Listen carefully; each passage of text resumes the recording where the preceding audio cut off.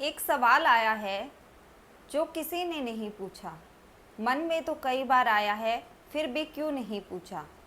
ये सिर्फ कॉमन सा सवाल है, ये हर किसी की प्रॉब्लम है, यंग एज वालों की भी, ओल्ड एज वालों की भी, ये सबकी प्रॉब्लम है। फिर भी हम नहीं पूछते हैं, हम सोचते हैं कि अगला बंदा क्या सोचेगा। तो वो बीमारी है क्या चीज़? ये इस जगह दर्द होता रहता है, इसको हम एपिकास्ट्रिक भी बोल देते हैं। कई लोग इसको गांव में जैसे बोलते हैं कालजे में दर्द होता है, उसको वो भी बोल देते हैं। तीसरा, इसको हम कई बार बोल देते हैं कि कुछ समझ नहीं आता कि हमारे दर्द कहाँ हो रहा है, हम किसी को समझा नहीं पाते, तो हम बोल देते हैं कि पेट के ऊपरी हिस्से में दर्द हो रहा है। तो ये होता क्यों है और किस वजह से होता है, तो आज हम इसी के बारे में बात करेंगे। इससे पहले अगर आप मेरे चैनल पे नए हैं तो प्लीज़ सब्सक्राइब कर दीजिए, शेयर कर दीजिए और बेल आइकन का बटन भी प्रेस कर दीजिए ताकि आपको न्यू वीडियो की अपडेट मिलती रहेगी। तो आइए स्टार्ट करते हैं। ये एपिगैस्ट्रिक का दर्द क्यों होता है, मतलब कालजे में हमारे दर्द क्यों होता रहता है। तो ये इसका कारण क्या है कि सिंपल सा है। कई बार हम खाली पेट कोई दवाई ले लेते हैं कि हमें लगा कि हमने चाय तो पी ली है तो हमें अब दवाई लेनी है तो हम ले लेते हैं, तो उस वजह से हो जाता है। कई बार हम कोई क्या कहते हैं, जब हमने खाना नहीं खाया होता, हम खाली पेट होते हैं, उस टाइम क्या करते हैं, हैवी सामान उठा लेते हैं, तो उस वजह से भी हो जाता है। ऐसे लगेगा कुछ इकट्ठा सा हो रखा है, हार्ड सा हो रखा है। कई बार इसमें लूज मोशन भी हो जाते हैं और इस जगह क्या होता है, भारीपन सा लगता रहता है और ना ही कुछ खाने का मन करता। जब हम खाना, वैसे हमें भूख लगी होती है पर हम खाना खाने जाते हैं तो हमें वोमिटिंग जैसा फील होता है कि हमें लगता है कि अब हमें वोमिटिंग आ जाएगी अगर हमने खाना खाया तो, और वैसे नेचुरली में भूख लगी होती है हमें। तो ये सब इस वजह से होता है। और क्या होता है, ये जैसे ही कंटिन्यू चलता रहता है, भूख लगती नहीं है हमें और वो इकट्ठा हो रहा है, जो हमारे खाने की नली होती है वो एक हिसाब से ब्लॉकेज हो जाती है कि उसके आगे से फिर खाना ही नहीं जा पाता है। तो उस कालजे के अंदर क्या होता है, एक गांठ बन जाती है। जो एपिगैस्ट्रिक होता है उसके अंदर क्या होता है, एक गांठ बन जाती है, तो वो खाने को आगे जाने ही नहीं देती। तो इससे क्या होता है, ये बीमारी बढ़ती रहती है, फिर हमें और प्रॉब्लम क्रिएट हो जाती है। कभी कुछ हो गया, कभी कुछ हो गया, क्योंकि हम खाना प्रॉपर खा नहीं पा रहे हैं तो उस वजह से हमें प्रॉब्लम होगी। तो इसके लिए मैं कुछ घरेलू टिप्स लेकर आई हूँ जिनको आप फॉलो करोगे तो आपकी, मैं 100% कह रही हूँ, 3 दिन के अंदर आपकी प्रॉब्लम सोल्व हो जाएगी। आप लेके देखिए, आपका जो ये दर्द है वो ठीक हो जाएगा। एक बार जब ठीक हो गया तो धीरे धीरे अपने आप ही लाइन पे आ जाएगी। जैसे कहते हैं ना, आदमी जब धीरे धीरे किसी को समझाते हैं तो अपने आप लाइन पे आ जाता है, उसी तरह ये दर्द है, जैसे धीरे धीरे ख़त्म होएगा अपने आप ठीक हो जाएगा। पर नॉर्मली क्या होता है, जब हमें दर्द होता है हम मेडिकल स्टोर पे जाते हैं या डॉक्टर के पास जाते हैं, तो नॉर्मली इस चीज़ की कोई दवाई नहीं बनी है, तो हम नॉर्मली क्या बोल देते हैं कि डॉक्टर हमें हम जब डॉक्टर को बोलते हैं कि हमें इस जगह दर्द हो रहा है, तो डॉक्टर कहता है कि आपको एसिडिटी की प्रॉब्लम हो रही है। एसिडिटी का एक कैप्सूल आता है, ठीक है, पेंटापैराजोल जिसको बोलते हैं, तो वो ले लेते हैं, तो वो खाइए, आपका ठीक हो जाएगा। उसके बाद आप खाना खा लीजिए, जब तक आप उसको लोगे आपको ठीक लगेगा, क्योंकि वो एसिडिटी को बनने नहीं देगा। पर भूख आपकी उतनी ही रहेगी, आपको कम लग रही थी कम ही लगेगी, पर यह होगा कि आपका पेट दर्द नहीं होगा।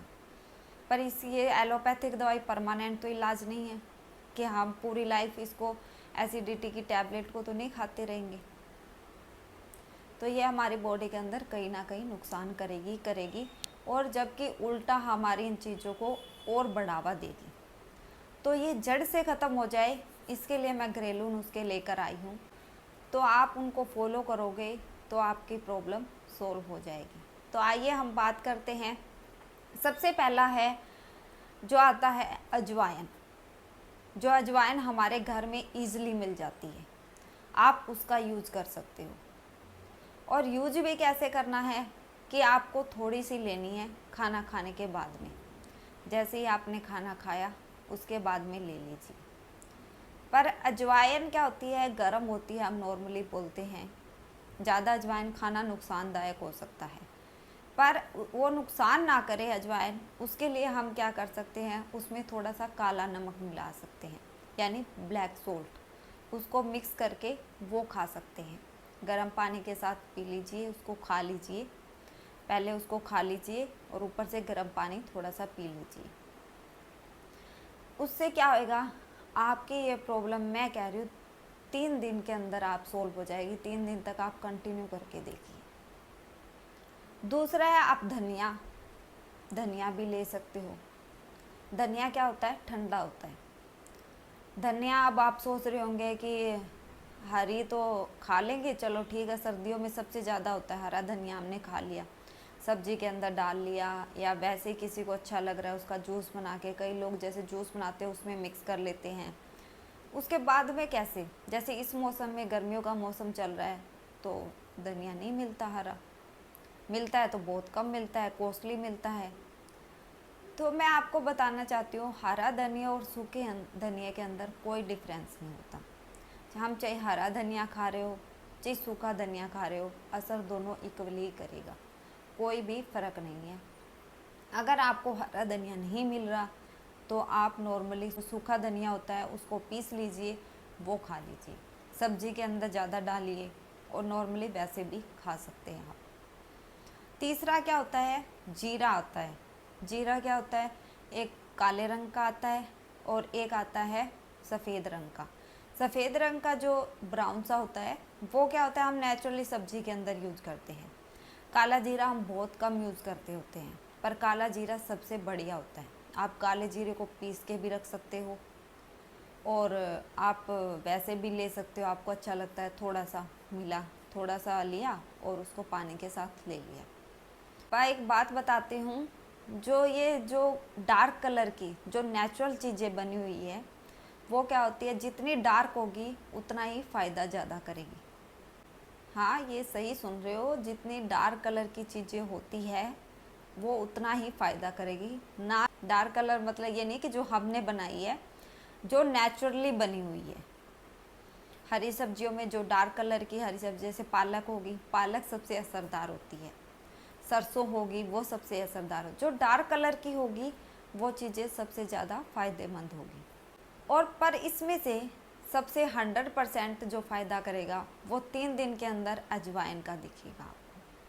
अजवाइन 3 दिन ले लीजिए, मैं गारंटी लेती हूँ आपकी प्रॉब्लम सोल्व हो जाएगी। आपको ना ही कोई एसिडिटी की टैबलेट लेनी पड़ेगी, ना ही आपको कोई पेन किलर लेनी पड़ेगी कि दर्द की दवाई लेनी पड़ेगी, कुछ नहीं लेना पड़ेगा। आपको सिर्फ ये करना है, एक तो आपके एसिडिटी की प्रॉब्लम सोल्व हो जाएगी, 3 दिन के अंदर आपकी एसिडिटी बिल्कुल ठीक हो जाएगी।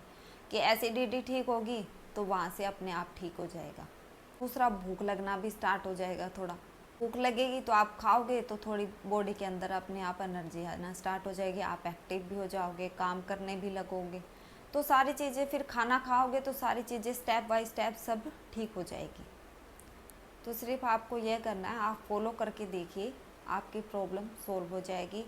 फिर भी अगर आपके कोई क्वेश्चन है, इससे रिलेटेड कुछ पूछना चाहते हो तो कमेंट बॉक्स में आप मुझे मैसेज कर सकते हो, मैं आपका रिप्लाई ज़रूर करूँगी।